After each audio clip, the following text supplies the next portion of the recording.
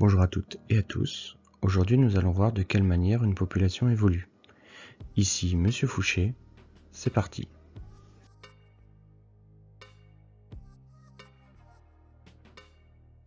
La science qui se préoccupe d'étudier l'évolution de la population et la démographie. Son nom est formé par la fusion de deux racines grecques, démos, qui signifie le peuple, et graphein, qui signifie l'écriture à propos de, l'étude. Ainsi, en décomposant le nom, la démographie est bien la science qui étudie la population. En démographie, les deux notions centrales sont le taux de natalité et de mortalité. Finalement, estimer la quantité de gens présents dans une population revient à faire un exercice de pensée. Imaginons une baignoire qui a une fuite. Toutefois, les propriétaires de cette baignoire souhaitent prendre un bain et ouvrent le robinet, laissant ainsi l'eau remplir tant bien que mal ce récipient. Intuitivement, on comprend assez vite que le niveau d'eau dans la baignoire dépend du débit d'eau qui remplit la baignoire et de celui qui la vide.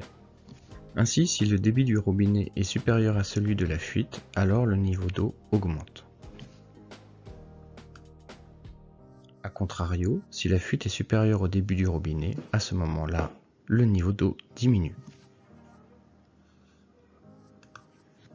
Dernier cas de figure, si les deux débits sont stables, alors le niveau d'eau l'est lui aussi. Laissons de côté cette métaphore pour revenir à nos moutons, enfin plutôt nos humains.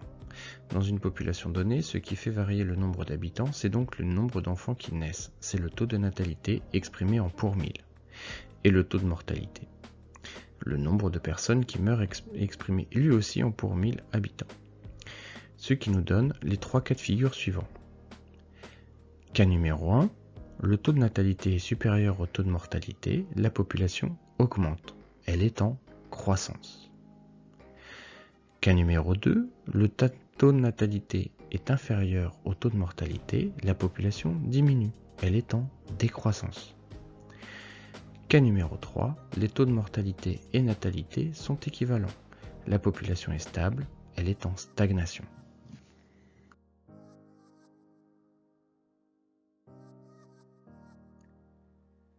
Depuis près de 2 siècles, la population mondiale connaît une croissance démographique forte et continue. En effet, les historiens estiment qu'au début du XIXe siècle, la population mondiale comptait 1 milliard d'individus. Un siècle plus tard, on compte 1,5 milliard de terriens. Ils sont 6 milliards en l'an 2000. En mars 2020, la Terre compte 7,8 milliards d'habitants. La croissance démographique s'accélère ainsi entre 1800 et 1900. La population connaît une croissance de 50% alors que dans le même intervalle entre 1900 et 2000, la population est multipliée par 4. Pour les démographes, ceci est bien décrit par la transition démographique. La transition démographique est un phénomène mondial qui concerne tous les pays du monde. Alors que se passe-t-il ? Dans un premier temps, le territoire que l'on étudie connaît une démographie stable, où la croissance est faible, marquée par des taux de natalité et de mortalité très forts. Les femmes donnent en moyenne naissance à 5-6 enfants, mais la mortalité est elle aussi très forte. C'est la situation que connaissait la France au XIXe siècle.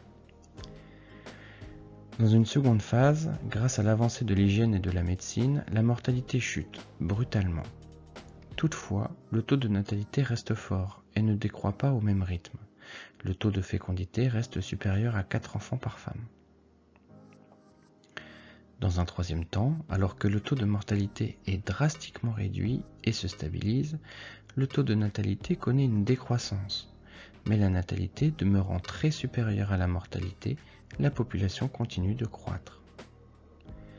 Enfin, dernier temps, les taux de mortalité et de natalité se stabilisent à des niveaux assez bas. La croissance de la population est alors faible. C'est une situation que nous connaissons actuellement en France et en Europe. On l'a vu, la transition démographique influe sur la croissance démographique de façon notable. Mais comment peut-on expliquer ce phénomène ? Tout d'abord, l'hygiène s'améliore à partir de la fin du XIXe siècle, en Europe, grâce à l'identification des germes responsables des maladies et aux travaux de biologistes tels que Pasteur. Ces chercheurs mettent au point des stratégies efficaces pour limiter la propagation des maladies en assainissant l'eau, en contrôlant la contamination des aliments et la propagation des maladies au sein des hôpitaux. Seconde arme mise en avant pour l'amélioration des conditions de vie des humains, la création des vaccins. Contre la rage tout d'abord, par Pasteur en 1885, puis la rougeole, la rubéole, le tétanos, la diphtérie, les oreillons. Ces maladies, aujourd'hui, sont largement contrôlées en Europe, mais font encore des morts dans les pays les plus pauvres. Enfin, dernière grande avancée dans l'amélioration de l'hygiène, la découverte des antibiotiques à la fin des années 1920 par Alexander Fleming. Cette découverte permet de combattre efficacement un certain nombre d'infections, sinon létales, invalidantes. Toutes ces avancées permettent la survie d'un très grand nombre d'enfants. Ainsi, à la fin du XIXe siècle, on estime qu'un enfant sur deux n'arrive pas à l'âge de 20 ans. Or, l'amélioration des conditions sanitaires de vie permet de faire baisser ce taux de mortalité drastiquement pour arriver à une valeur de 0,37%. Comme on l'a vu à propos de la transition démographique, c'est avant tout le recul de la mortalité qui permet la croissance démographique. Autre point important qu'il faut souligner ici, durant les 50 dernières années, l'alimentation est devenue plus sûre et surtout plus abondante. Ce critère participe à l'amélioration des conditions de vie des populations. De très nombreux pays européens et occidentaux se sont transformés pour permettre la mécanisation. Ainsi, là où une dizaine de travailleurs était nécessaire, un seul suffit désormais pour accomplir les mêmes tâches. Dans la même logique, les améliorations des connaissances physico-chimiques ont permis l'utilisation de produits phytosanitaires qui ont permis une amélioration du rendement agricole. Ce sont ce qu'on appelle les engrais et les pesticides. Enfin, l'accroissement des connaissances sur la biologie ont permis la sélection de plantes moins gourmandes en énergie et mieux adaptées à la nature du terrain. C'est ce qui a été fait en Inde, où des agronomes ont travaillé pour réduire la tige des plants de riz et ainsi réduire le temps nécessaire pour obtenir la maturité de la plante. Aujourd'hui, les agronomes ont développé des organismes génétiquement modifiés qui répondent à ces questions. Vous avez ici l'exemple de l'adaptation d'une plante, le maïs, qui est une plante à l'origine tropicale, qui va petit à petit par hybridation s'améliorer et donner de meilleurs rendements pour s'adapter totalement au climat français. En conclusion, l'étude scientifique des dynamiques de population et la démographie. Les démographes utilisent deux grands indicateurs pour travailler, le taux de natalité et le taux de mortalité. L'utilisation de ces deux indicateurs leur permet de prédire l'évolution d'une population.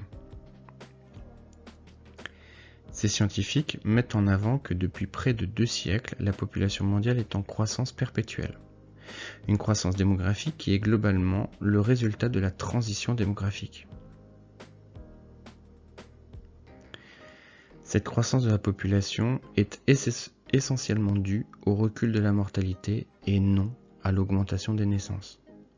Cette diminution de la mortalité est le fait de l'amélioration des conditions de vie grâce à l'hygiène, au développement des vaccins et des antibiotiques d'une part, et de l'alimentation par la mécanisation, l'utilisation d'engrais et de pesticides et d'espèces au meilleur rendement d'autre part.